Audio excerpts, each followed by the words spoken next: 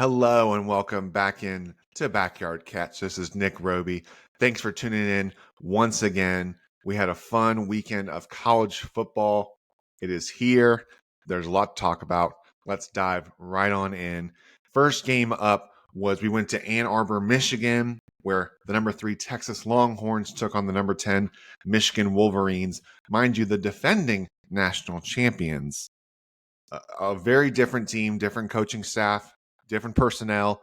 However, they are last year's champ, so it's still no easy task to do so and go into that stadium. This game, I liked Texas. I thought that they would go in there and I thought they would win. The spread was 7.5. I felt good about that, especially with some concerns with just what we saw in week 1 from Michigan as they pulled away from Fresno, but still quarterback wise and just not being able to run the ball. But Texas, man, they went in there and they dominated. The final score was 31-12, but Texas was in control and they looked like the more physical team. I think everyone was kind of expecting if Texas would win the game. If Texas wins, people, I think a lot of times you'd be like, oh, well, they played a little finesse. They hit some big chunk plays, not necessarily running through the tackles, controlling the line of scrimmage like they did. And they really did. And then especially defensively, you have to give them credit. They played really well and made Michigan uncomfortable. The big question was how would Texas's offense go against that Michigan defense? Now again, and on the road against this, it's different personnel, but it's still a tough place to play. And I thought Texas looked great. I thought they missed the field goal going in on the first drive, but after that, I mean, they are putting scores together. I think it was 24-3? I think if I remember right at half, and man, they just were in control and they could do what they wanted. Quinn Ewers looked comfortable back there, making good decisions. The young running backs, I know they're missing a couple of guys back there, but those guys looked good. I was impressed with Texas. I really am. And Texas is for real. I know the whole thing is like, is Texas back? And, it's hard to say if they're back or not. And, maybe they might have to win the whole thing. But this Texas team looks good. Like, they look for real. They look like one of the best teams in the country. They have one of the best wins right now. I mean, it's only 2 weeks in, but a couple of these other teams haven't played a whole lot of people. Georgia might have a better win than maybe people thought last week over Clemson. We'll talk about them in a second. Ohio State hasn't really played anybody. They haven't really given up any points, but they haven't really played anyone, up to their level so far. So you have a couple of those teams. You have other teams that are kind of stumbling a little bit. So it kind of, Alabama maybe like a notch below, but there. But those 3 teams, I mean, Texas, they look for real. And we will see what they look like when they go in the SEC play, but they look for real. And if you think that they're not going to be able to handle the physicality, maybe of an SEC schedule, or handle the physicality of a Big Ten team, they're for real. They might lose, you might beat them, but it's not from a physicality standpoint and not from in the trenches. They really impressed me. They really did. And Texas is going to be there. I think they're going to be one of the Final 4 teams. And it's just a matter of the matchups in that day and playing when it comes to the playoff. It's a long way to go. And as we've seen, when they play Oklahoma, it's, cards off the table in that, but that's down the road. But as of right now, I mean, I have them number 2 in the country just because they have one of the best wins and they just looked really impressive. And for Michigan, I think, there was some thought, maybe they may not take quite as big of a step. They lost a lot. I know people are have made a lot of the Connor Stalions whole thing of whether, the whole sign stealing thing, but they lost a lot, and whether or not the play or not, you still got to make the play, so they lost a lot. I think, no matter who was coaching, it was going to be a little bit of a step back because they lost a lot of people. The big question is who they need to step up in quarterback play. And they got to take care of the ball a little bit better. They have to be able to run the ball. I think that's probably the biggest concern I have for Michigan. defensively, there are some holes and things they need to fix, but I'm a little less concerned with that. I want them to be able to run the ball. When Michigan recently has been playing well, they've been able to control the line of scrimmage, and get the running game, get timely passing, convert for third downs, and you help your defense because you put together drives on offense. And you're going to have to do that.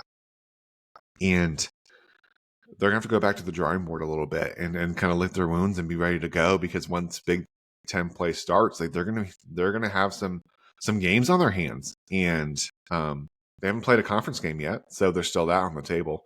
But I don't think they're gonna be quite. They're definitely not the level they were last year, and I think they're definitely a tier below when it comes to like national championship kind of hopes and aspirations.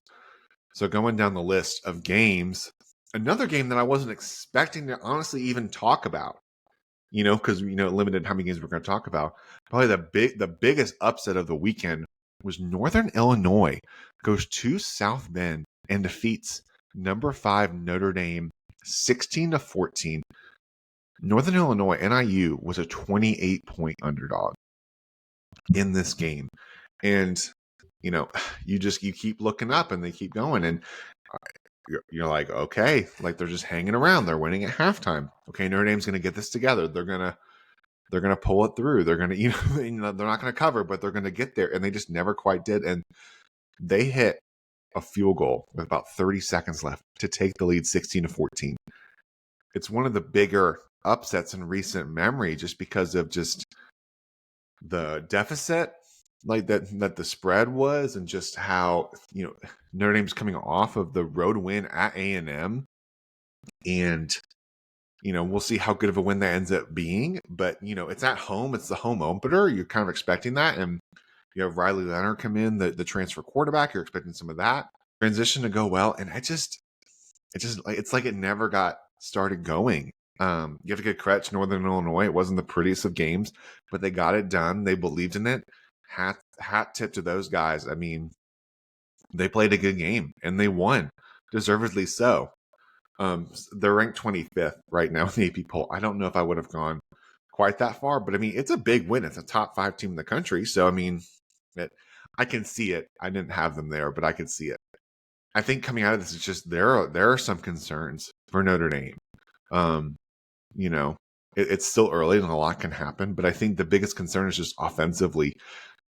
You go in and win a solid game at A&M in a tough environment, but it just feels like they laid an egg. It seems like Riley Leonard may have hurt his non-throwing shoulder. You still have to, and it just wasn't as much of this dynamic playing that you kind of expected, and really it sounded like from just the preparation going into the week, it was not what it needed to be, from a coaching staff or they need a whole going back to the drawing board in this, because also you have to remember, I mean, of course, Notre Dame's not in a conference, so you don't have that automatic qualifier to get in. You have to be an at-large team to get in. This is very concerning. I don't know. I just have a lot of questions and concerns. They need defensively. Like they held up. You hold a team to 16 points. You got to win the ball game. If you're Notre Dame, you need to win that ball game. They held them to 16 points. You have to be more dynamic offensively. Sorry, you do. You need a solid. They have a solid run game, similar to Michigan, timely passing, and you need to go make some plays, and you need to be ready to go. Like, and you're also Notre Dame. You're going to take people's biggest shots. Like, so some concerns coming out of South Bend for sure after this weekend, and honestly, wasn't even expecting to talk about them on the episode, but here we are, and that's why you watch the ball games. That's why we think just when you think in college football, that they give you some games and you're like, all right, well, here we go. It's a beautiful sport. You got to be ready to go. You really can. You're going to get people shots every weekend. One of the big ones from the weekend too is in Charlotte. You had number 14 Tennessee play number 24 NC State, and this was a beatdown. Tennessee ends up winning the game 51-10. 51-10. And the crazy part of this is too, guys, like NC State's touchdown was a pick six. Like It wasn't even offensively. Like, it just was not pretty. Tennessee was in control. Wasn't like the prettiest of games to watch, but Tennessee was in control start to finish. I'm also I failed to mention this earlier, but Tennessee's for real too. Like, I know Texas and Tennessee, like they're teams like that, USC, like you're just kind of like, okay, like when are they at? Tennessee's for real. Like Nico, he can play, he's gonna make some mistakes. Like first year starter, he's gonna learn from that. But I think people forget also too, like they Tennessee showed how good they are defensively. Like Pierce, the defensive end, like he's a dude. Like when and you can imagine like how good Tennessee has looked defensively, you know. And then you add in a Josh Heupel offense with a good quarterback and a lot of weapons. Like they're a scary team. Now the SEC is a tough conference, and you're gonna get tested in that, and they have a big one when they go to Athens later in the year and face Georgia, because last time they went there they kind of laid an egg. But Tennessee's for real, and we'll see how good of a win this ends up being with against NC State. Like how they might be a little bit underwhelming themselves, but I also don't care who you are. Like when you beat a Power 4 team 51-10 in a neutral site, it's in their home state too. Like it's in Charlotte. Like that's I was expecting a Tennessee win. I picked them to cover, but not. That was way more, especially from against an NC State team that also likes to hang their hat on their defense. I think that's the thing too. So a lot of concerns for NC State too. With Florida State taking a drop down, it seems like, and Clemson wobbled a little bit. There might have been some room for NC State. They're playing for their season right now, honestly, because in 2 weeks they go to Death Valley and play Clemson. If you win that game, you have a big leg up, and you can turn the whole script around. And you actually, you haven't played a conference game yet.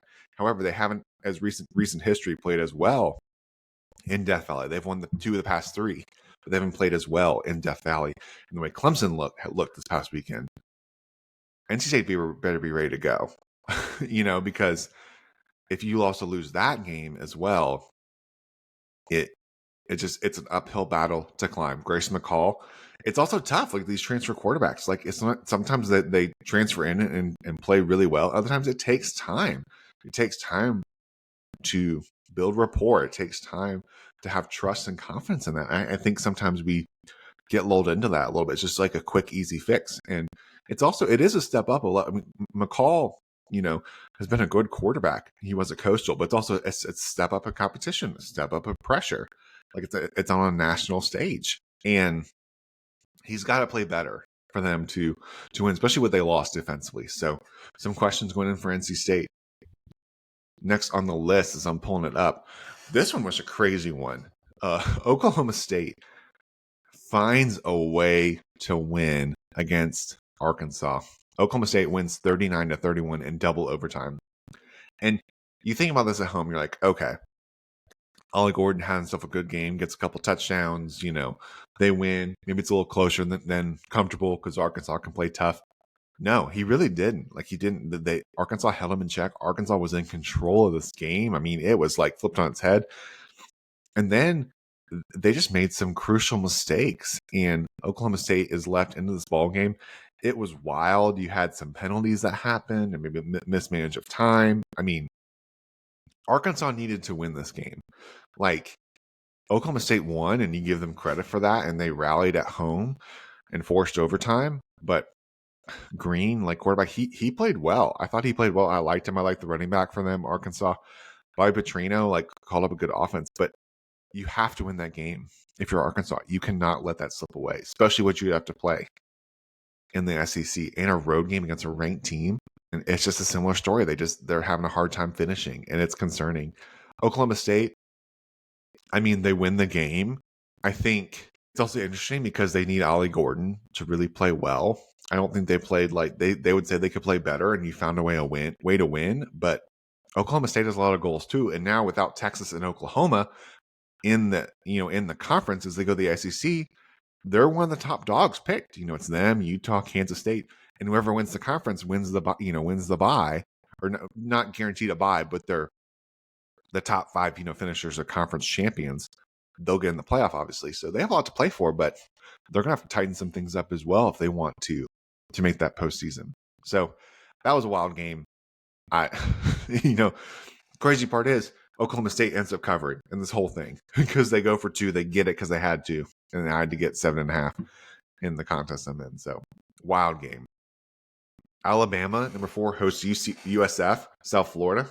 If you remember last year, this was the game where I think Milroe doesn't start, or they struggled on the road. It was an ugly 17-3 game. It was just not pretty. But then they go on a run, and they kind of figure out, Milroe's the guy. They go and make a conference playoff, a college football playoff appearance. And now USF comes in, and this was close. It really was. The final score is not really what this game was. It was close. USF gave them some issues. I like Alec Golish, the coach at USF. I like him. I think he's doing a good job. USF's an underrated program right now, and I think it also shows you. I was listening to Josh Pate on his show, and I agree. It shows you that.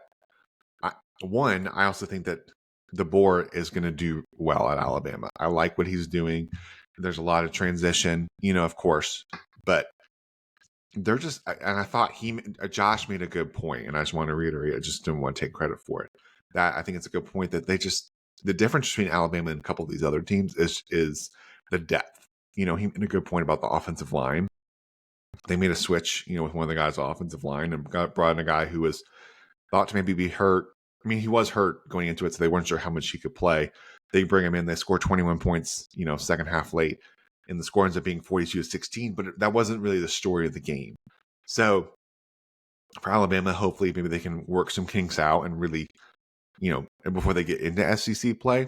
But give props to USF, man. They came in. They went to Bryant Denny Stadium and played a good game, I thought. So, and for Alabama, you work out some of these kinks, but it just shows you they can't, especially offensive line, they can't have these injuries because, they're just not as much depth as you can imagine, especially in this NIL era.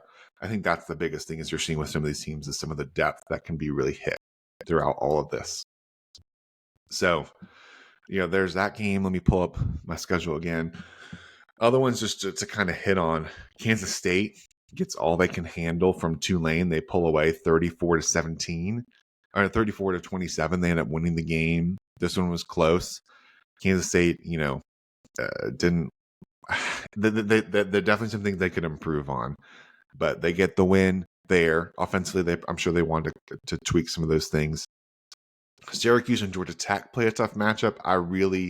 This one I had a hard time trying to decide on because you have Georgia Tech coming off of 2 wins in a row. They beat Florida State in Ireland. They're 2-0. They're ranked, but they're a road team, a true road game now. And you have Syracuse with their first real test, but it's at home. That's a tough place to play.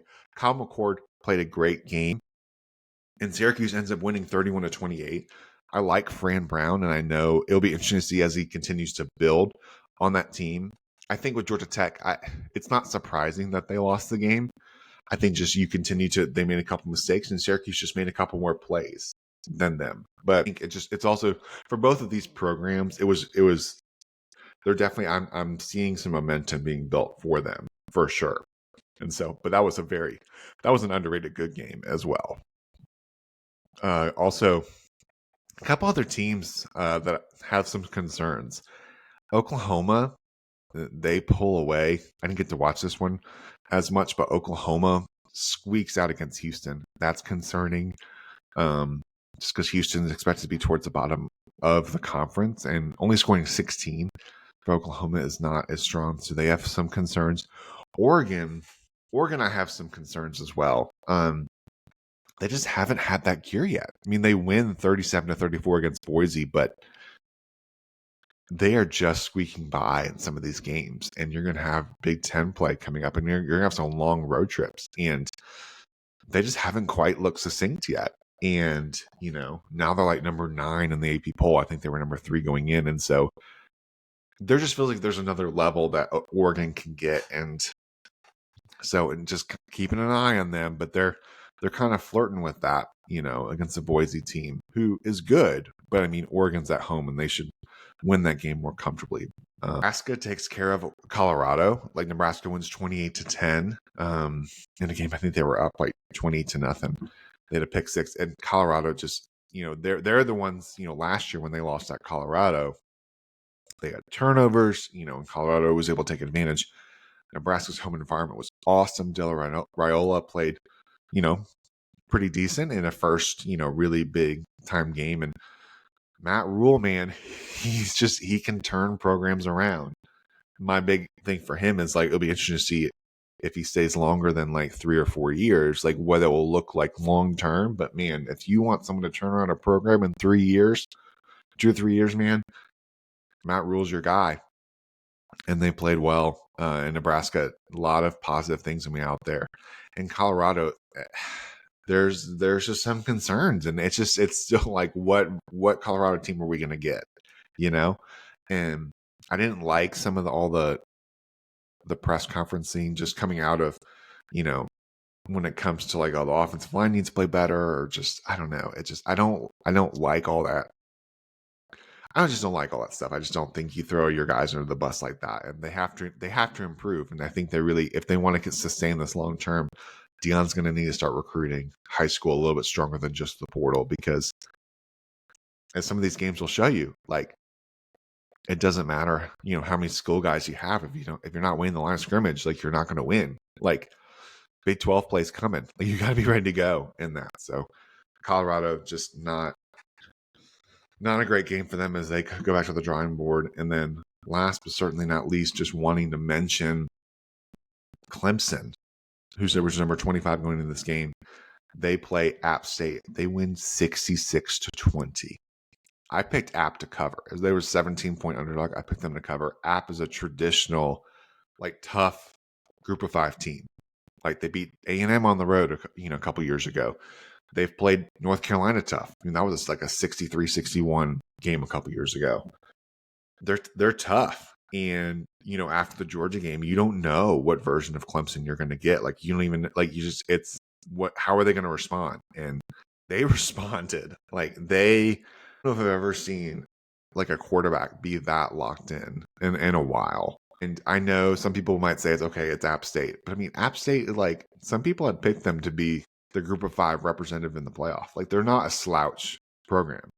And some of those plays, like, you don't just, like, make those plays against anybody, They were up 35-0. There was the most points scored in a quarter and in a half in Clemson football in like 20, I think, ever. And then, like, the best half football played in like 25 years. Like, it was wild. I mean, 92% completion percentage.